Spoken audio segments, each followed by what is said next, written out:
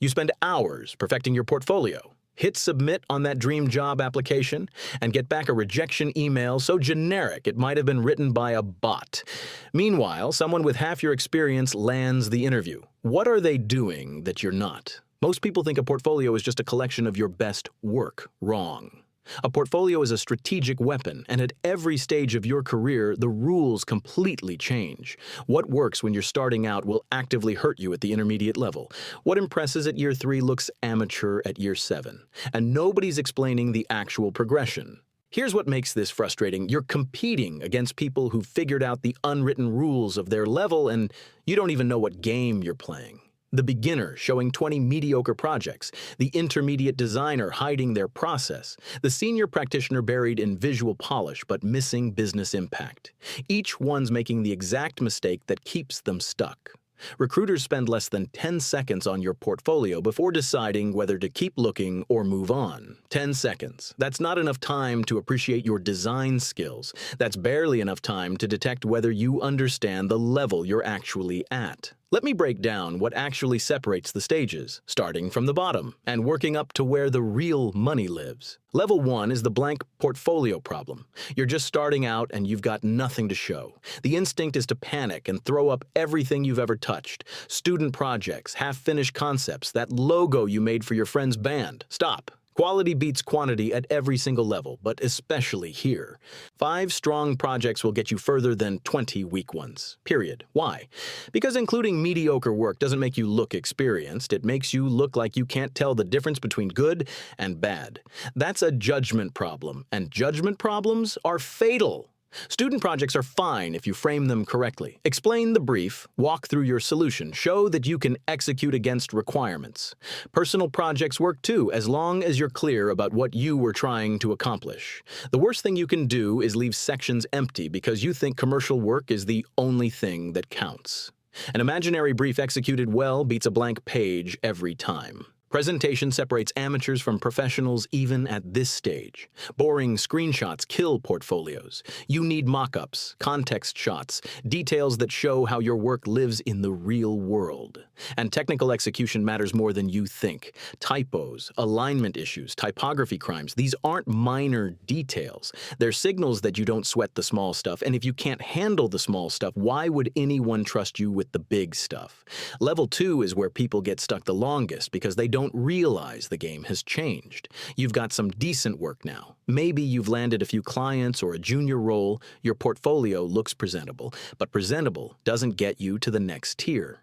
The shift here is from showing what you made to explaining why you made it. This is the narrative stage. Your portfolio needs to tell stories now, not just display outcomes, problem, approach, solution, results. That's the framework, and it needs to be visible in every case study. Most intermediate portfolios fail because they're still thinking like beginners. They show the finished product and expect viewers to reverse engineer the thinking. That's backwards. Hiring managers want to see how you work because they're trying to figure out if you'll fit on their team. The final design is almost irrelevant compared to the process that got you there. If this helped you understand where you are in your investing journey, hit like so more people can level up their portfolio strategy. And subscribe for clear, no-fluff financial insights that help you build wealth smarter at every stage. Strategic expansion becomes critical at this level. Take that single poster design and turn it into a campaign. Social media, guerrilla marketing, video concepts. Take that logo and build a complete brand identity around it. Color palettes, typography, voice, applications across touch points. This isn't about making up fake work. It's about demonstrating systems thinking. Real projects are messy and multifaceted. Your portfolio needs to reflect that complexity. Process documentation is your secret weapon here. Show the sketches, the whiteboard sessions, the iterations that didn't work. Include the research that informed your decisions. Display the before and after. This transparency builds trust in ways that polished final deliverables never can. But here's where most people plateau. They master the intermediate game and assume that's enough. Better process, better presentation, more comprehensive case studies. They're doing everything right for level 2, which means they're completely unprepared for level 3. Because at the advanced stage, nobody cares about your design process anymore. They assume you can design. What they're evaluating now is something entirely different, something most designers never figure out because they're too busy perfecting skills that stopped mattering 2 levels ago. The question isn't whether you can make things look good or feel good. The question is whether you can make things sell. Business outcomes. That's the dividing line between people who get hired and people who get promoted, between contractors who execute tasks and strategists who shape direction. Your portfolio at this level isn't about demonstrating craft anymore. It's about proving you understand how design connects to revenue, user acquisition, retention, whatever metrics actually matter to the business. This means quantifying everything. Conversion rate improvements, time on task reductions, support ticket decreases, revenue impact. If you can't attach numbers to your work, you're still thinking like an intermediate designer. Here's what this looks like in practice. An intermediate portfolio shows a redesigned checkout flow with beautiful screens and detailed process documentation. An advanced portfolio shows that same checkout flow with a headline stating it increased conversion by 23% and generated an additional $1.2 million in annual revenue. One demonstrates execution. The other demonstrates value. The shift requires understanding something most designers never grasp. Clients and companies don't hire you because your work looks good. They hire you because hiring you makes financial sense. Your design needs to generate more value than it costs. If you can't articulate that equation clearly, you're leaving money on the table. Even fictional projects need business framing. You can make up the scenario, but you still need to show you're thinking about target audience, business model, competitive positioning, success metrics. The project might be imaginary, but the strategic thinking needs to be real. Selectivity becomes ruthless at this stage. Your portfolio isn't a retrospective anymore. It's a curated argument for why someone should pay you significant money. Every project needs to be recent, relevant, and remarkable. 3 exceptional case studies will always beat 8 decent ones because quality compounds at this level. Strategic customization matters more than you'd think. The portfolio you show a startup should emphasize speed, adaptability, and scrappy resourcefulness. The portfolio you show an enterprise client should emphasize process, stakeholder management, and scalability. Same work, different framing. Advanced practitioners understand this isn't dishonesty, it's communication strategy. Technical execution reaches new standards here. For developers, deployment separates serious practitioners from tutorial followers. A live URL that anyone can access proves you understand production environments, error handling, environment variables, all the messy details that tutorial projects skip. 2 fully deployed projects with excellent documentation beat 10 local repositories every time.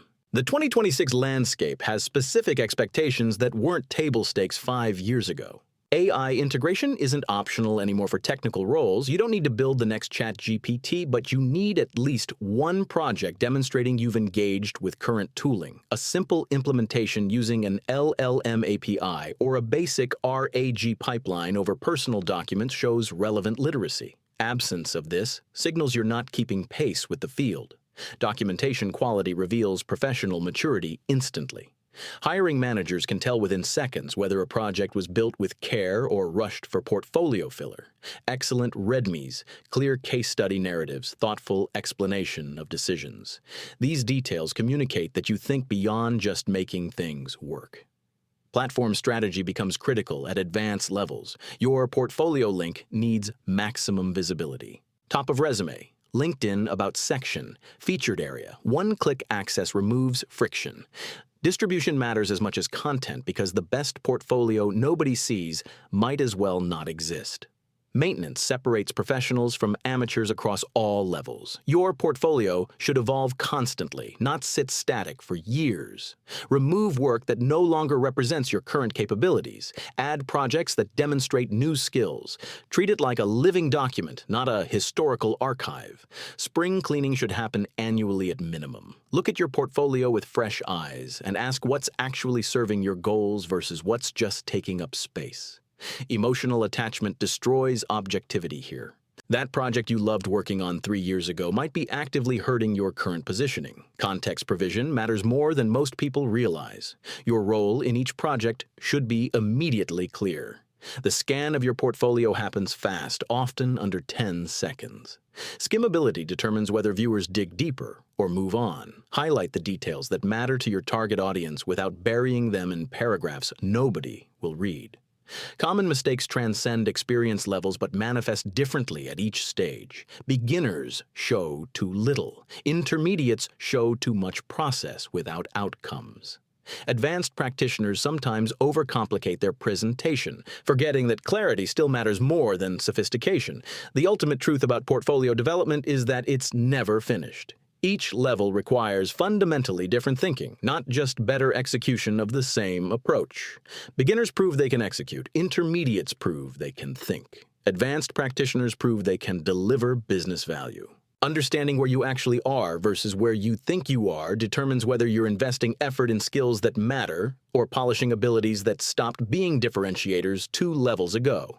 Most people plateau because they're optimizing for the wrong game. Your portfolio isn't who you are. It's the most strategic argument you can make for why someone should bet on you. That distinction changes everything about how you build it. The portfolio that got you here won't get you there. Figure out what level you're actually playing at, then build for 1 level above. That's how you stop getting passed over for people who aren't better than you, just better at showing it.